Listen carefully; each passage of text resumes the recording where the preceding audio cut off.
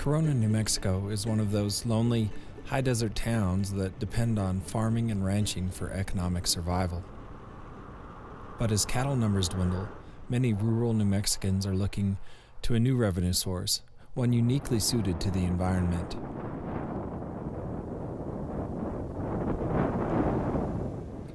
Mexico's in a corridor, goes right up through the center of the United States, where the best wind is in the nation. And so here we are sitting in this corridor where it's just, there's a gold mine that blows past us every day. Mesa Lands Community College in Tucumcari boasts what they refer to as the world's tallest classroom, a 1.5 megawatt GE wind turbine installed on campus. The school offers certification in wind turbine repair and maintenance. So as these students go through the program, they will graduate and they'll have some knowledge on electrical, electronics, hydraulics, and mechanical, and a lot of safety. Renee Kessler makes the 135-mile drive from Corona to attend the certification program in Tucumcari. One of the greatest things about wind is that it's inexhaustible. You're not going to drill and it's going to run out in 20, 30 years. You have a very low impact on your environment, and it just is renewing itself all the time.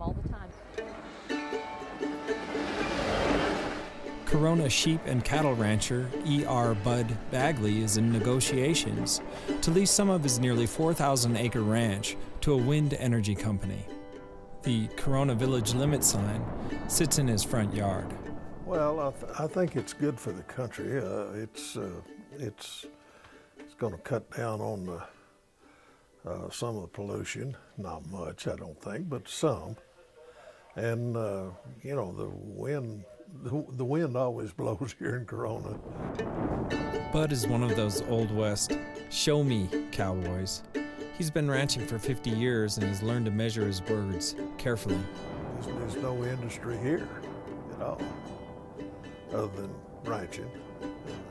I don't know what the future of Corona is. I don't think it'll ever die, but you know, if we can get a few more things going here, well, maybe we can survive.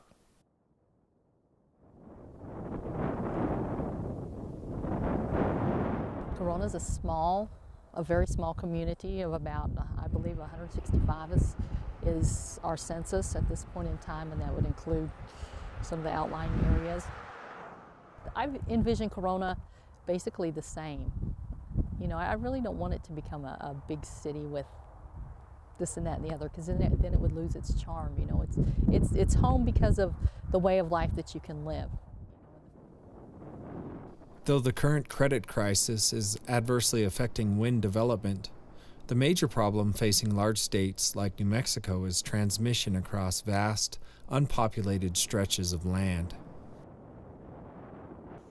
It's like having a well out somewhere with no pipe to put the water in to take it to town. Partly in anticipation of increased grid capacity, 40 2.5 megawatt wind turbines are being erected just north of Corona on Mesa de los Humanos.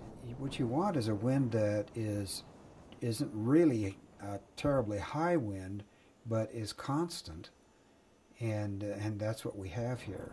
But I see kids being able to stay there, young people, young families being able to stay there and bring up their families. That's what I see.